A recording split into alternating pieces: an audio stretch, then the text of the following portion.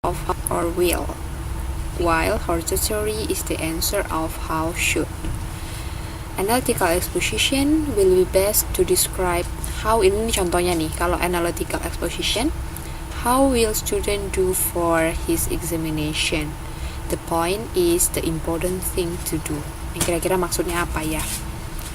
Kemudian kalau untuk how should student do for his exam, will be good to be answered with hortatory. It is to convince that the thing should be done. Jadi kalau analytical pertanyaannya ini, how will student do for his examination? Apa sih sebaiknya yang dilakukan? Kalau ini how will. Perbedaannya analytical.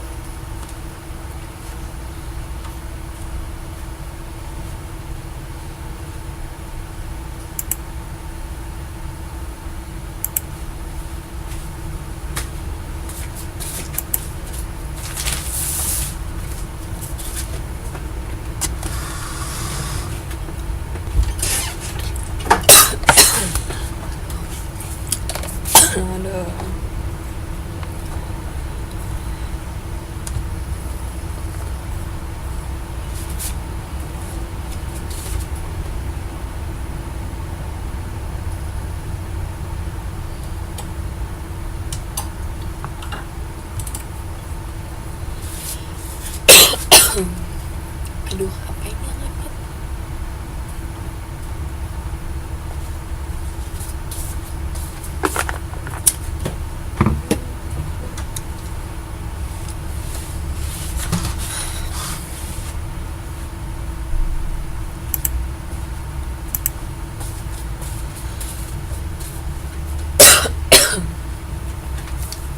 Duh, capek banget badan gue.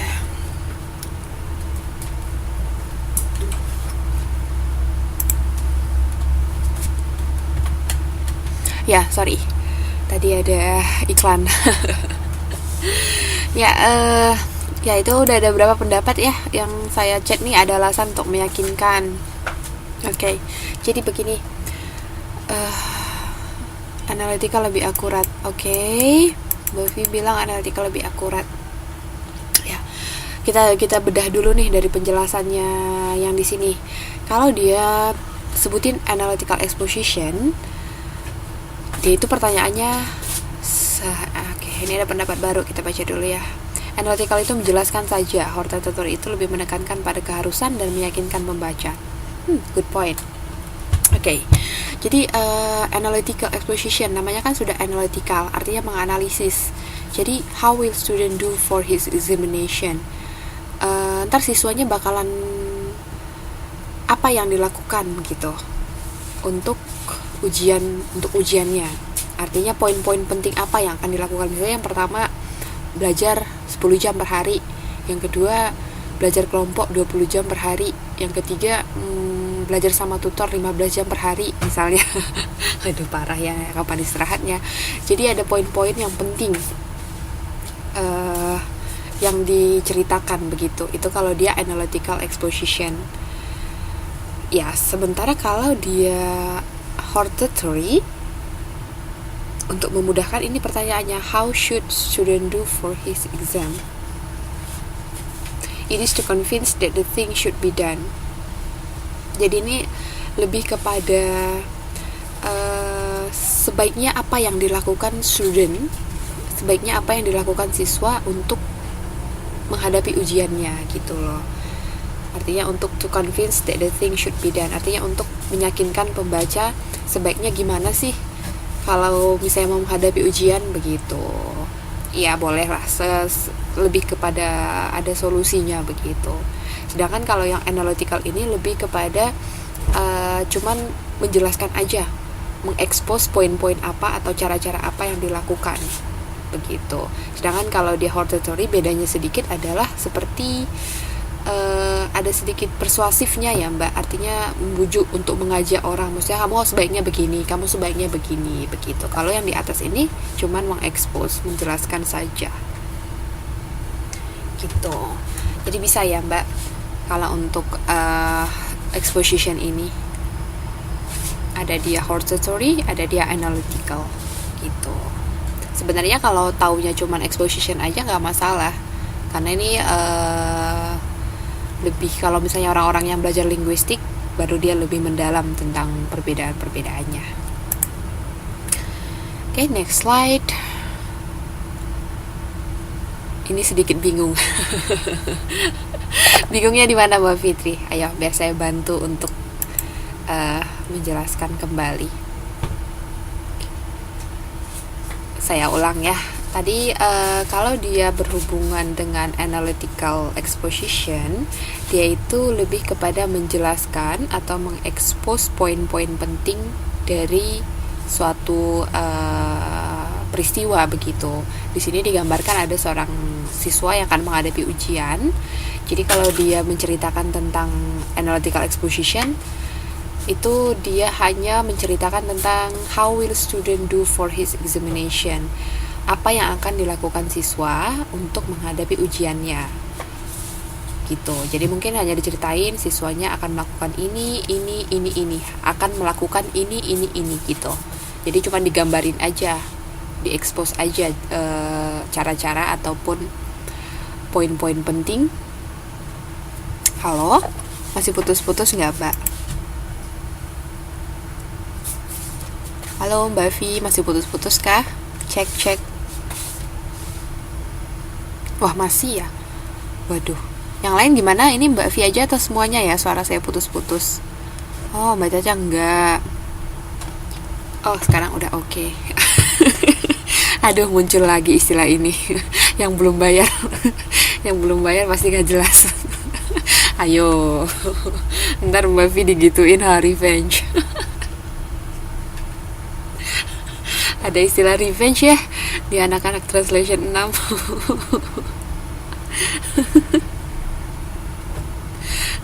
Iya bener, kemarin Mbak Fitri. Oh, berarti ini udah bayar ya Mbak Fit.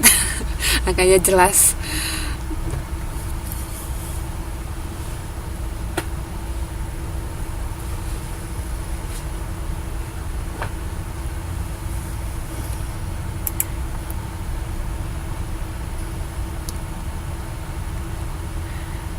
Oh gitu. Ngaruh ya berarti ya. Emang pakai apanya yang ini ya Mbak, yang pasca bayar gitu ya? Bukannya yang model wifi gitu ya? Jadi kok bisa belum bayar tapi connect gitu? Oh gitu. Oh nih Mbak Yuli bener. Saya juga heran. Pasca bayar.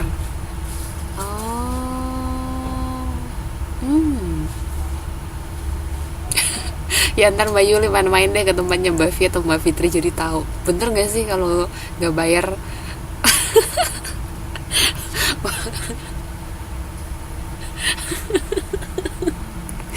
Aduh, nih TLS muncul nih, aku gak pernah bayar aja jelas. Iya benar, taken for granted. Saya juga gitu. Sebenarnya bayar sih, kan di dom kan ada apa ya, ada kabelan untuk internet, tapi kita bayar juga sih. Iya telis mah nggak bayar aja jelas, apalagi bayar ya.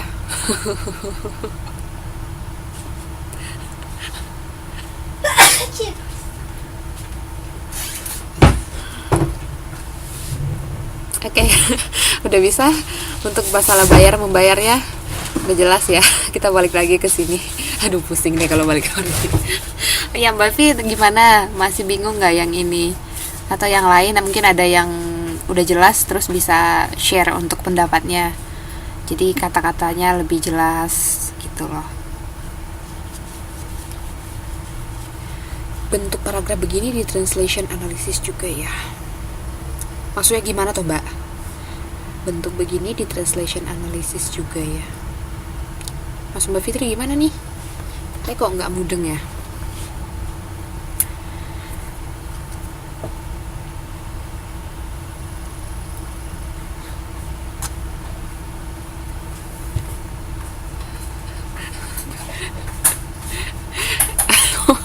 Oh maksudnya Ini kita belajarnya di analisis teks begitu. Iya, iya bener. Ini kan mata kuliahnya analisis teks dalam penerjemahan. Jadi ntar kita akan belajar juga tentang exposition ini di modul-modul selanjutnya. Cuman ini karena judul modul kita adalah teks, jadi secara umum dia mencakup dulu teks apa yang akan kita pelajarin gitu. Kemudian kalau untuk hortatory ini tadi, secara simpelnya gini aja deh mbak, biar gak usah pusing. Masa kita pusing gara-gara ini ya, orang kita ngerti juga kok ya. Kalau dia analytical, dia lebih kepada secara umum menjelaskan poin-poin penting apa yang harus dilakukan terhadap satu tindakan atau terhadap satu peristiwa. Misalnya mau menghadapi ujian, apa yang akan dilakukan siswa untuk menghadapi ujian, begitu. Sedangkan kalau dia hortatory, apa yang sebaiknya, jadi lebih kepada saran sih, saran suggestion, apa sebaiknya yang harus dilakukan untuk menghadapi ujian, begitu. Itu aja sih bedanya. Jadi dia diekspos, diceritain, dijelasin cara-caranya, gitu. Nasihat. Langsung muncul ya mbak kata-katanya. Oke, sip. Mbak Fitri udah bisa. Oke, lanjut ke discussion. Kalau ini sih gampang ya, namanya juga diskusi. Biasanya langsung ingat aja, kalau kita lagi discuss pasti semua ada yang pendapatnya beda-beda. Saya diskusi nih, kita ntar mau jalan-jalannya ke Sun Moon Lake atau ke Penghu, misalnya begitu. Jadi ada beberapa orang yang disuruh milih, itu namanya diskusi. Jadi kan pasti ada yang pro sama yang cons, artinya yang setuju sama yang nggak setuju. Misalnya kalau ke Penghu begini, jadi saya lebih sukanya ke Sun Moon Lake aja, atau sebaliknya begitu. Menganalisis sangat sulit deh kayaknya. Bener mbak, sangat sulit kalau nggak pernah dilatih, kalau nggak pernah dibaca modulnya gitu. Tapi kalau dilatih terus misalnya mau ada kemauan ya untuk mengetahui, pasti bisa deh. Saya juga sih sebenarnya udah sering ya belajar tentang hal ini. Maksudnya sebentar mbak, sorry. 翻译一下。我知道。Can you speak English? I think.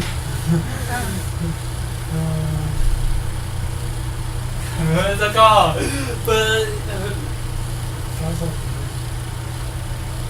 Kayak tempelin gitu kali maksudnya.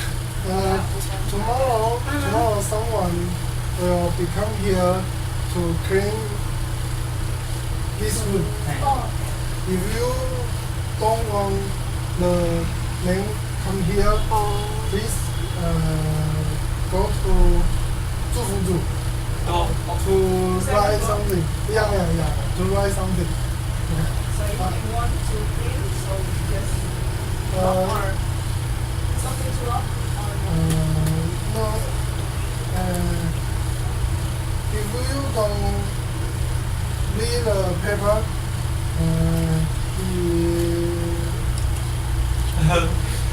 he always in here. What time? What time? Tomorrow. What time? In the morning? 8 a.m. Oh. to 5 p.m. Oh. Yeah. so the man has to be right. Yeah. If you don't want, please go to 24 to write the paper. So what is the clean? Just this or what? Oh, All of it. yeah. Okay. This will. Oh, okay. Thank you. Bye. Aduh, sorry mbak, sorry. Tadi ada sedikit ini,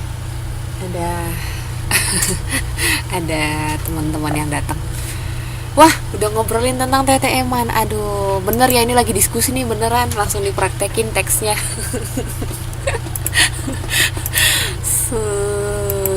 Sangat reaktif ya siswa-siswanya.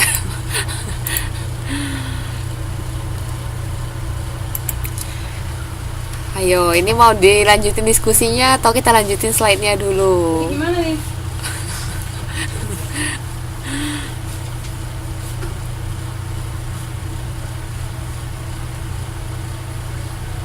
kita oke kan atau kita cancel kan atau bagaimana?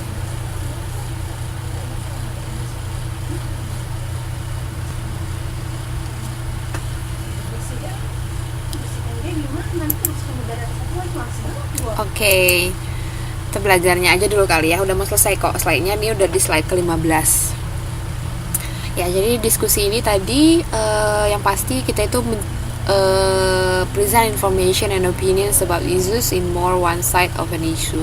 Jadi kita itu mendiskusikan suatu permasalahan ataupun suatu pendapat ataupun suatu fenomena, terserah bahasanya apa. Yang penting akan ada selalu yang memihak dan yang menolak begitu. Ada yang pro dan yang kontra. Ada yang setuju dan tidak setuju. Jadi itulah yang ditemukan dalam diskusi begitu. Generic structure-nya adalah ada isu, artinya ada permasalahan, kemudian ada argumen, ada pendapat yang setuju atau tidak, kemudian ada konklusi nanti terakhirnya. Biasanya kan gitu ya, suara terbanyak atau jadinya voting, ayo kita mau jadinya kemana, ya udah ke Sun Moon Lake aja misalnya begitu. Itu kalau untuk diskusi lebih kepada mendiskusikan sesuatu yang ditandai dengan adanya yang setuju dan yang tidak setuju. Okay, finally, wait. Oh, okay, that's correct. Okay, finally, latihan, quiz. Ini ada beberapa kalimat. Silakan dibaca. Maksudnya relating verb gimana? Oh, sorry, ada pertanyaan dulu sebelum kemari. Oke, ini simple present tense relating verb. Relating verb atau to be, Mbak. Ini biasa ya, artinya kata penghubung atau linking verb gitu. Artinya ada kata-kata seperti when, misalnya the discussion held when we already in a free time, misalnya begitu. Atau is MR, pokoknya ada kata penghubungnya. Itu sih menandakan biasanya ada discussion. Atau kata-kata penanda waktu, misalnya when, while, misalnya begitu. Jelaskah, Mbak?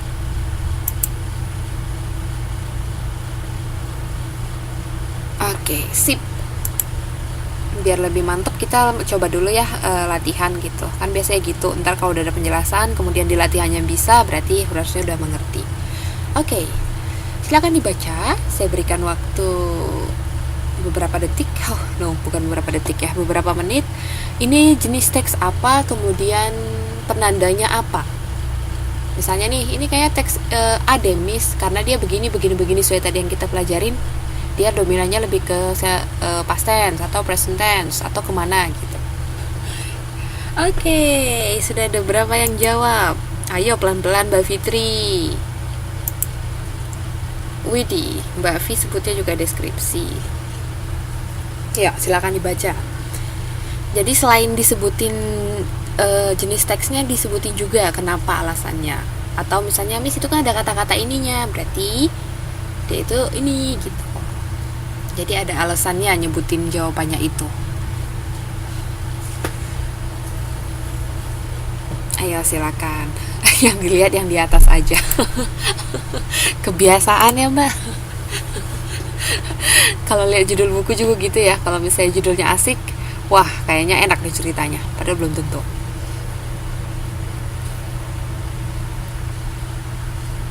Oke, sudah ada 2 jenis jawaban. Ada berapa yang mengatakan deskripsi, ada yang mengatakan prosedur. Ayo, silakan. Akhirnya Mbak Vi, saya baca dulu. Iya benar, pilihan yang paling benar yaitu emang.